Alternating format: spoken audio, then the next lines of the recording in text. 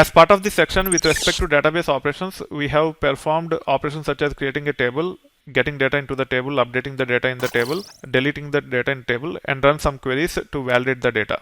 To make sure that we understood all these concepts, let's go through an exercise. You have to create a table and perform database operations, especially insert, update, delete using direct SQL.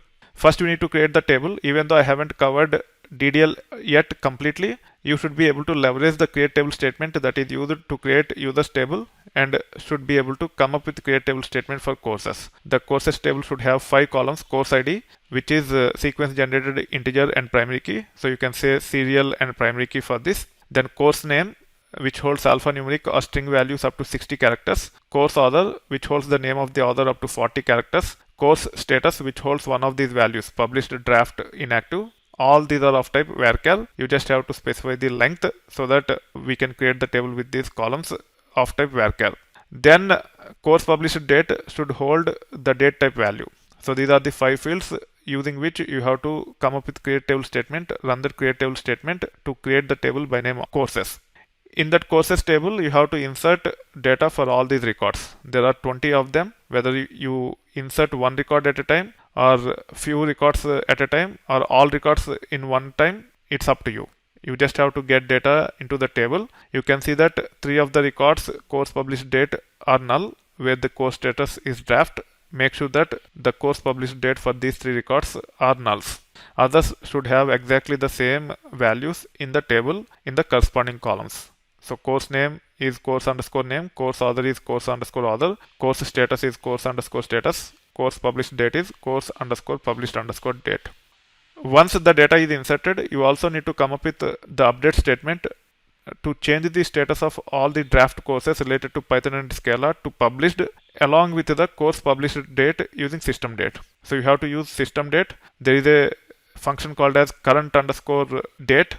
Using that, you should be able to set the course published date to the system date along with the courses related to Python and Scala which are in draft should be changed to published. So in this case, this one should be changed to published with the course published date as system date. Even this one should be changed to published with course published date as system date.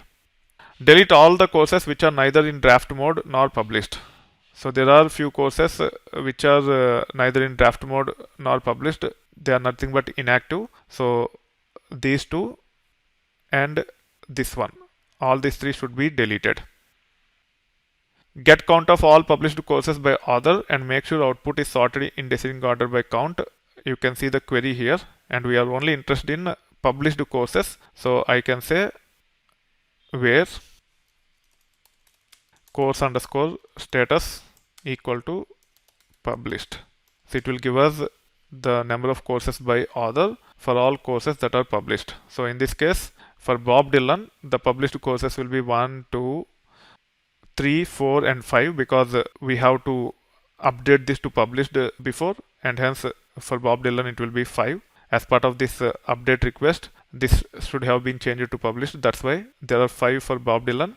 For Elvis Presley, there has to be 2. So Elvis Presley, this one and this one, these 2 will be there as published, and hence it will be 2. This will be deleted as part of the request related to delete all the courses which are neither in draft mode nor published. Then Mike Jack and Uncle Sam. So Mike Jack, when it comes to Mike Jack, this one is in draft mode. This is not in published, and hence this will not come up. So this is not correct. So this one will not be there. With respect to Uncle Sam, so this is published.